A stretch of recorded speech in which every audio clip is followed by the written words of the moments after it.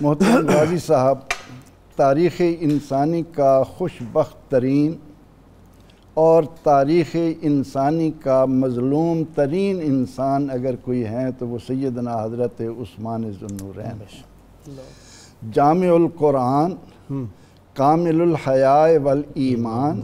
مجہز و جیش الاسرت فی رضا الرحمن، ابو عبداللہ حضرت عثمان بن عفان رضی اللہ تعالی عنہ۔ اگر میں ان کے بارے میں قرآن کریم کی جو آیات ہیں ان پر گفتگو کروں بڑا وقت چاہیے۔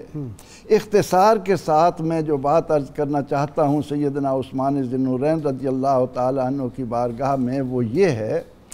کہ نبی اکرم رحمت عالم صلی اللہ تعالی علیہ وسلم کی بارگاہ میں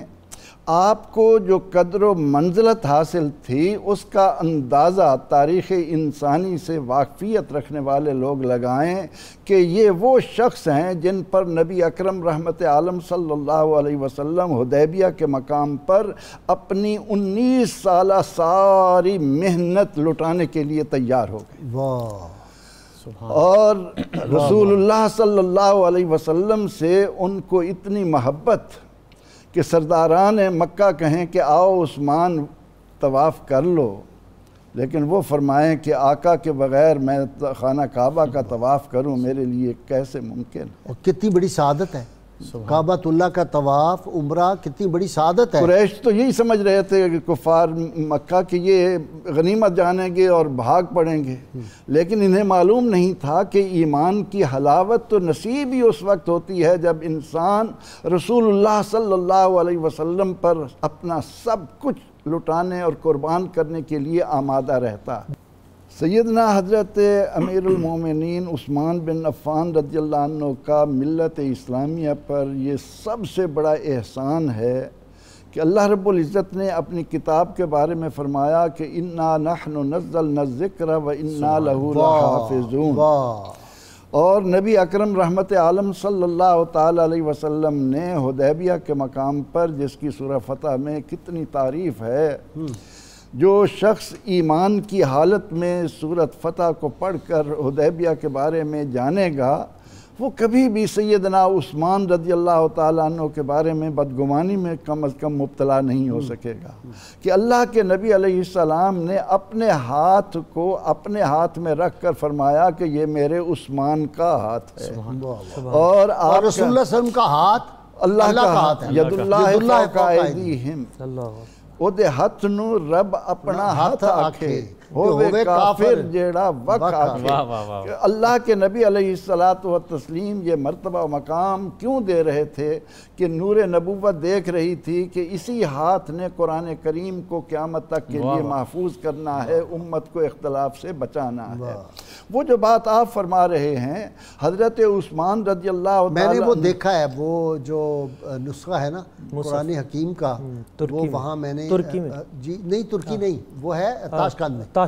تو وہ میں نے خود اس کی زیارت کی ہے جا کے، اور آپ کے خون کے چھینٹے فَسَيَكْفِيكَهُمُ اللَّهُ، میں یہی عرض کرنے لگا تھا کہ وہاں قرآن پاک کے اس نسخے پر جن حروف پر آپ کا خون ہے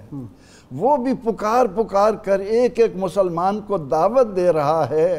کہ اے اہل ایمان، اگر اپنے ایمان کو بچانا ہے تو عثمان رضی اللہ عنہ کے بارے میں زبان نہ کھولنا، کیونکہ ان کے لیے اللہ تعالیٰ نے اعلان کر دیا ہے کہ فَسَيَكْفِيكَهُمُ اللَّهُ، عثمان تیرے بارے میں جو بولے گا اس کے مقابل میں اللہ آؤں گا، میں اس کو سنبھالوں گا، میں پکڑوں گا، اس کا مواخذہ کروں گا۔ سیدنا عثمان غنی رضی اللہ تعالیٰ عنہ کی زندگی کا ایک ایک قدم امت کی فلاح کے لیے تو ہے ہی، لیکن ایسے لگتا ہے کہ اللہ نے آپ کو امت کے غرباء کے لیے وہ شان عطا فرمائی کہ جو کچھ اپنے پاس ہے وہ سارے کا سارا لٹا رہے ہیں راہ خدا میں، اس طرح اونٹوں پر غلہ آ رہا ہے، لگتا ہے جیسے آندھی آ رہی ہو، اور ڈھیر لگ جاتے ہیں، اور مدینہ منورہ میں غلے کی قلت ہے، تاجر آتے ہیں کہ موقع آ گیا آج ہم لوگوں کے کمائیں گے، لیکن عثمان رضی اللہ عنہ نے فرمایا کہ میں تو یہ غلہ اس کو دوں گا جو 700 گنا مجھے نفع دے گا۔ تاجر منہ لٹکا کر بیٹھ گئے کہ یہ کیا ہوا، یہ لفظ بھی میں سخت بول گیا، وہ تاجر بھی بڑے ماشاءاللہ جی کیا کہنے ہیں، ان کا تو ان کی شان ہے کیا ہے۔ اب وہ حیران کہ اتنا منافع کون دے گا؟ آپ نے اعلان کر دیا کہ مدینہ کے ضرورت مند آئیں، اور وہ سارے کا سارا غلہ آپ نے میں رب سے سودا کر رہا ہوں۔ اچھا جی ایک غلط فہمی خان صاحب دور کر دیں، آج سیدنا علی المرتضیٰ شیر خدا نے اپنا شہزادہ بھیجا جب یہ باغی جو تھے انہوں نے گھیراؤ کیا ہوا تھا، تو 2 صحابہ کہتے ہیں کہ ہم نے حضرت ابو قتادہ اور ایک اور صحابی، وہ کہتے ہیں ہم ان کے گھر سے ان کے پاس تھے، تو ہم نے کہا اجازت دیں، آپ کے اتنے خدام ہیں یہاں پہ مدینہ منورہ صحابہ ہیں، ہم ابھی ان کا صفایا کرتے ہیں۔ تو سیدنا عثمان رضی اللہ تعالیٰ نے اپنے غلاموں سے کہا کہ جو ہتھیار نہیں اٹھائے گا وہ سب آزاد ہیں،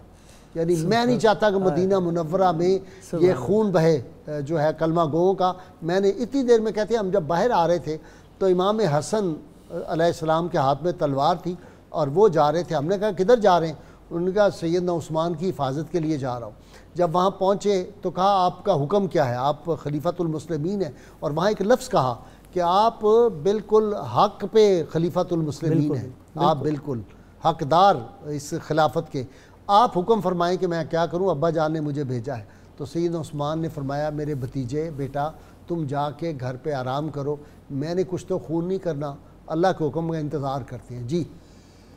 سیدنا حضرت علی کرم اللہ وجہہ، میں بہت ہی بڑا ایک اہم نقطہ عرض کرنے لگا ہوں ضرور کہ حضرت علی کرم اللہ وجہہ کی شہادت ہوئی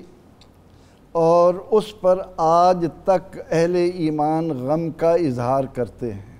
لا ریب، لیکن حضرت علی رضی اللہ عنہ جن کی شہادت پر روئے اور فرمایا تبن لکم آخر الدہر، قیامت تک کے لیے اب لوگوں تم پر تباہی ہے کہ تم نے ایک ایسے نفیس انسان کو، اللہ کے محبوب کو۔ اور پھر بات یہ ہے کہ حضرت علی کرم اللہ وجہہ نے فرمایا کہ اگر عثمان اجازت دے دیتا تو میں اپنا سب کچھ، اپنی جان بھی اپنی اولاد بھی عثمان پر لٹا دیتا۔ تو سیدنا عثمان ذو النورین رضی اللہ تعالیٰ عنہ نے شہر مدینہ کی حرمت کا ایک تو وہ درس دیا۔ دوسری بات یہ ہے کہ نبی اکرم رحمت عالم صلی اللہ تعالیٰ علیہ وسلم آپ سے جو پیار کرتے تھے، ہم اولاد والے ہیں، داماد بیٹوں کی طرح ہوتے ہیں، ایسا ہی ہے۔ تو نبی اکرم رحمت عالم صلی اللہ علیہ وسلم کو آپ نے داماد کی حیثیت سے کتنا خوش رکھا کہ جب ایک بیٹی فوت ہوئی تو اللہ کے نبی علیہ السلام نے ایک تعداد بتا کر فرمایا کہ میری اگر اتنی بیٹیاں ہوتیں، 100 اگر میری 100 35 40 100 اس لیے اسی لیے میں نے وہ تعداد کی طرف ایک کے بعد دوسری عطا کرتا۔ تو نبی اکرم رحمت عالم صلی اللہ علیہ وسلم جن شخصیت کے ساتھ اتنا پیار کرتے ہوں، انہیں اتنی عزت دیتے ہوں، ایک دن آپ نے کوئی چیز بھیجنی تھی عثمان رضی اللہ عنہ کے، تو آپ نے حضرت اسامہ کو بلایا